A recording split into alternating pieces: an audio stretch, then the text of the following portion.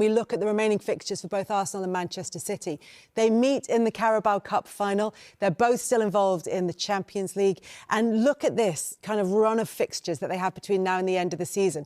So any team in red is currently in the top six. As Billy Ocean told us, red light spells danger.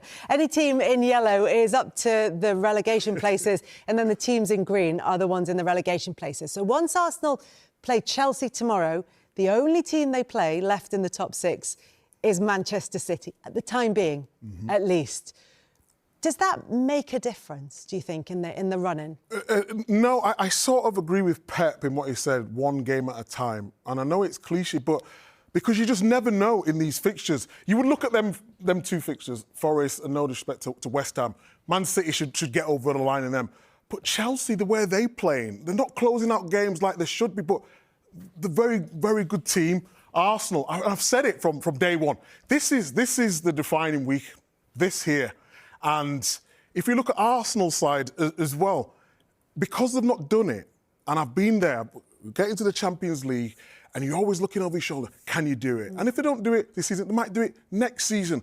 But what Man City have in their favour is the experience. I said before that they're not scintillating, and they know that. They defended well today, and they got the goal.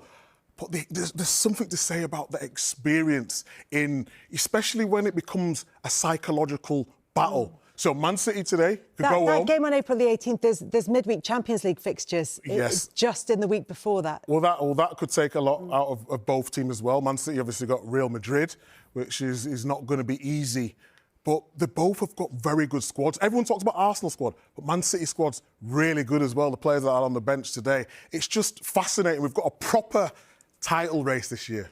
Striker, sometimes he can look a bit clumsy, sometimes he's not. How do you see Gyökeres in terms of sort of as a player, and do you think Arsenal can get over the line? Do you think Arsenal will get over the line? Well, so for Gyökeres is a player that I've seen a lot because he was at Sporting and he played for Sweden. Sweden, imagine the front four is Kulusevski, Gyökeres, Isaac and Elanga. So it's, as a national team, what Gyökeres is, and I thought Arsenal handpicked what he wanted, is a player that he is always at the space at the back of the centre halves. It's not about what he's going to do with his feet and in front of him. It's just if he's got that space, and he's the best when he gets 1v1 situations because he's got the power, he uses his body, and he's a good finisher.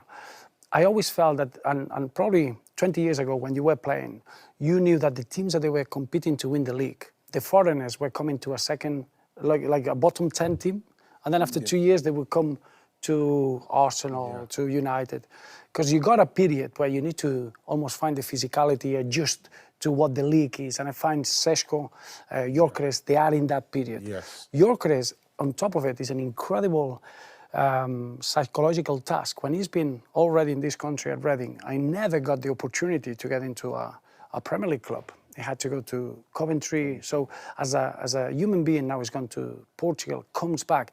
This is a moment that he needs to, there are many, I think they need a transitional period. He's not a player that is going to come in, and it doesn't matter how much you paid. He's going to give you, but he's got the potential to be the leading goal scorer for Arsenal for the next 4 or 5 years, once he's ready. And I think the game against Spurs show you what he can do when the space is there and when the style suits him. But I think what Mikel Arteta has done is he brought a player that he didn't have for those sort of games, whatever it is, the one that you need to use the contact in the box to score goals, the one that you need to explore the space. You know, but they will, I think he's got everything to be able to cope with that. You know what I like?